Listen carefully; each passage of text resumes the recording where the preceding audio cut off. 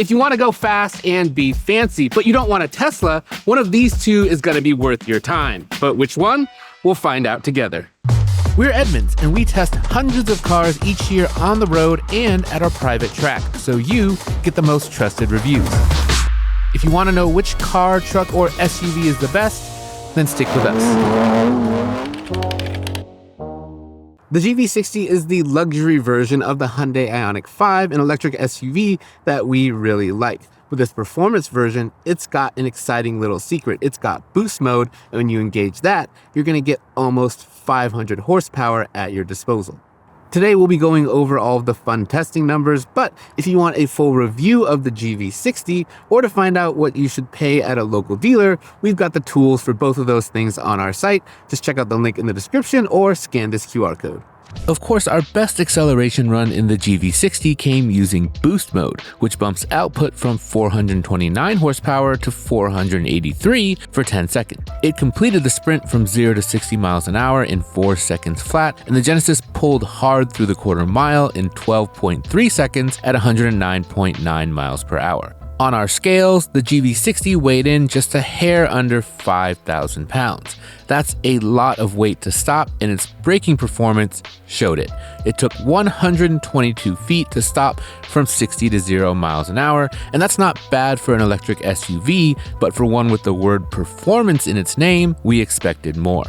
With its all-season tires at each corner, the Genesis pulled 0.88 lateral G on our 200-foot dry skid pad, and we got the best results with the ESC and traction control fully turned off. Now it's time to see what the Optiq-V can do, and that last initial, it's doing a lot of work because this gets a significant power boost over the regular Optiq models. It's actually got the same electric motors out of the larger Lyriq V, but they don't make quite as much power because this has a different battery, but still, 519 horsepower is nothing to sneeze at, and that should get this SUV down our straightaway plenty quick. The Optiq-V's horsepower is more than the GV60 offers, even when it's boosted up. And that showed in the 0 to 60 times, where the Cadillac took only 3.7 seconds versus the 4 seconds in the Genesis. But the Optiq-V's acceleration, it does start to peter out once you get above 60 or 70 miles per hour. And that's why even though it was quicker to 60, it loses in the quarter mile by 0.2 and has a lower trap speed. It was no surprise that the larger Optiq-V was heavier on our scales, weighing in at just over 5,500 pounds, about 500 more than the Genesis. But that didn't seem to impact the big Cadillac's ability to stop because it skidded to a halt in just 107 feet from 60 miles per hour, 15 feet shorter than the GV60. The Optiq-V's grippier tires really seemed to help it here, and they also helped it on our skid pad, where it pulled 0.91 lateral G and once again took the win over the Genesis. Understeer appeared quickly in both vehicles, but our testers noted that in the Cadillac, it was easy to dial back the speed just a hair to get the nose back in line. Overall, this was an excellent performance from the Optiq-V. It was heavier, but it won every one of our tests except for the quarter mile. Summer tires, they go a long way. Before we talk about how far these cars can go, let's talk about how far your next car has been. Whether you're buying gas or electric, check out bumper.com. With just a VIN or license plate number, learn about a car's history quick. Find out how many owners a used car has had, where it was registered, and more. To learn more, visit bumper.com/Edmunds. Away from the Edmunds test track, both vehicles also took a turn on the Edmunds EV range test, where we charge the batteries to full and then drive them in a mix of city and highway driving that is meant to replicate how people drive these vehicles in the real world. Both SUVs exceeded their range estimates, and the results were about as close as you can get. The GV60 covered 279 miles and the Optiq-V 281 miles. We should note that the Genesis, it does charge much faster with its 800-volt architecture, and it uses its energy more efficiently. So that's all the numbers you ever needed on both of these SUVs. Now it's time to find out how they feel on our track. All right, before we head out, gotta of course hit boost mode. Gives me my 10 seconds of boost, and here we go.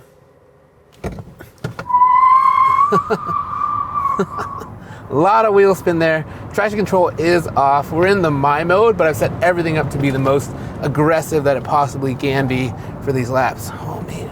This thing is definitely under tired compared to the Cadillac. You're having all season instead of summer tires, so it's got a bit less grip. So the nose has a tendency to kind of wash out, but then it also does these kind of fun little four-wheel drifts. And if you just give it a little bit of throttle like that, it kind of straightens back out right in the direction where you want it to go. All right, coming over the hill here, this is where stability is really important. There's definitely a noticeable body roll. This thing does have 2 suspension settings, but even in the stiffer one, it's not quite stiff enough, I would say, for a real performance vehicle. But we get through those S's pretty tidily. You can see if you just work your hands and your feet a little bit, even though it understeers, you can actually get the nose back pointed down in the direction that you want. Okay, coming down the back straight now. Hardest braking zone on the track. Longer stopping distance than the Cadillac, partially due to grip. And I think you just really are wishing for more braking power with this thing. It's not light, you know, there's a lot of weight to keep under control. The nice thing is it tracks fairly straight, but under really hard braking, the rear end does move around a bit on you, which is a bit disconcerting. Come on, turn in. The tires are just constantly making noise everywhere around this track. Now, this thing does have simulated gear shifts, but they're not well sorted out like in something like the Ioniq 5N. You're better off just leaving them off. They just kind of sound and feel really, really artificial rather than adding to the experience. Whoa! This thing is definitely very slidey. Now for day-to-day driving, the GV60, it's gonna be your friend. The suspension, definitely more tuned for comfort, which is gonna make it better for commutes or just getting around day-to-day. And like Hyundai and Genesis other EVs, the regen is really well dialed in, and it's gonna be comfortable and easy to drive around, for lack of a better word. And when it comes to safety features, it's got everything that you'd want except for a hands-free driving system, but the visibility stuff is really good. You get a surround view camera, you get a rear view camera mirror, and you also get a blind spot monitor. So if I turn on your turn signal, you get a live view of your blind spot on either side. That's a really helpful feature. Now, this thing was down to the Cadillac in pretty much all of our testing numbers, but I had more fun behind the wheel than I thought I would. This thing kind of slides around, but it's definitely got personality. Now there's a GV60 Magma coming that's gonna offer more tire, more power, and building on this platform, I have a lot of hope for that vehicle because this one doesn't have any of that stuff, and it's still a pretty good time around our track. Let's see how the Cadillac does. Launch control, super easy in the Cadillac, no boost button, just left foot hard on the brake in V mode, right foot down, and then you get that fun music, and you know, this thing definitely gets away quicker than the Genesis, but it definitely runs out of steam. That's why even though it's got that quicker 0 to 60 time, by the time you hit the quarter mile, the GV60 is actually traveling faster. All right, here we go down into the hardest braking zone on the track. This thing stopped 15 feet shorter than the Genesis, and yeah, the brakes are a lot more confident in this vehicle. All right, coming over the hill now, this is where stability is really important.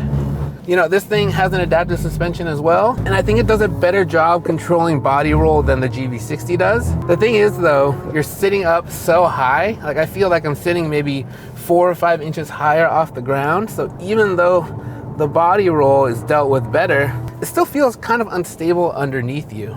This corner coming up is a great test for these SUVs especially. Turn in and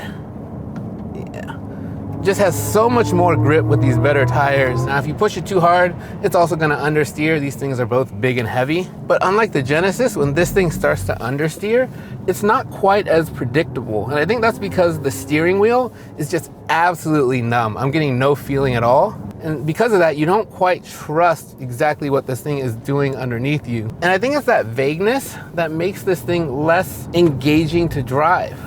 But I just keep going back to the fact that I had a lot more fun behind the wheel of the Genesis, even though it had less grip. The way that it communicated, the way that it slid around, how good the chassis felt really made it stand out. It drove more than the sum of its parts. And the Optiq-V, yeah, it's really impressive, all the things that it can do and how quick it is and how fast it stops, but it just kind of lacks personality. In that way, it's just not quite as fun. Now in day-to-day driving, the Optiq-V, like the GV60, it's gonna feel a little bit overqualified, it's gonna be comfortable, easy to get around town in, and it has one killer feature that the Genesis lacks, and that would be Super Cruise. So it's got a hands-free highway driving system That is excellent, and it also comes with a few years free up front, but after that is going to require a subscription. No matter how many times I see it, that will always be cool. Genesis is big on personality in its vehicles, and the GV60 is no exception. And I also really like the materials choices here. Everything feels solid and very luxurious, and on these seats, you're getting real Napa leather. Genesis always does a great job offering their interiors in lots of different fun colors, and this GV60 Performance is no exception. You've got blue leather, white piping on the seats. It looks great. The technology features here in the GV60 are also strong. You're getting a 27-inch screen up here for both the instrument cluster and the infotainment system. This is an infotainment system that we like a lot because it's very shallow, so it doesn't take a lot of button presses to get wherever you need to, and wireless Android Auto and Apple CarPlay are going to come along standard. 2 USB-C charging ports down there, 2 more in the rear. Everyone can charge their phones here in the Genesis. Even though these two SUVs have similar costs, the Optiq, it's a much larger vehicle. It's actually 11 inches longer than the GV60. Now, it does have slightly more backseat room to me, but I would say that adults can still fit comfortably easily in the back of the Genesis. Even though headroom, you do run out of it a little bit. You can see sort of from the shape of how the roof slopes that my head comes close and there's this cutout, but if I lean back, I can feel the ceiling with the top of my head. Now, cargo room is going to be closer between these two than you might think. You're getting 24 cubic feet of space behind the back seat of the GV60, and the Optiq-V is just 26 cubic feet. The centerpiece of the Optiq-V's interior is going to be this floating 33-inch screen right here, and this houses both the instrument cluster as well as the touchscreen for the infotainment system. Now, there's a bit of screen size inflation, I would say, going on these days, and this doesn't quite feel like a 33-inch display. It feels maybe more like 12 or 13-inch displays next to each other, similar to what we had in the GV60.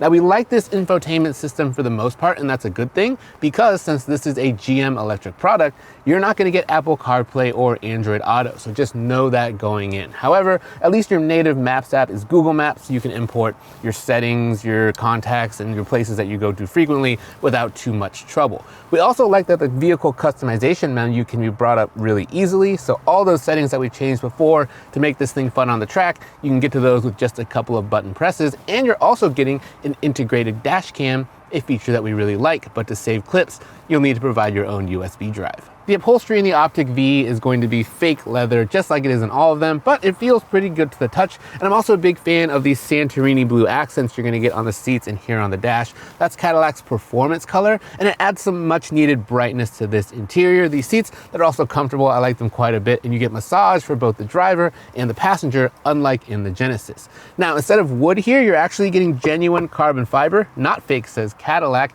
and that actually fits the performance motif of this vehicle quite nicely. Oh, and when it comes to charging, plenty of options there. 4 USB-C charging ports up front, 2 more in the rear.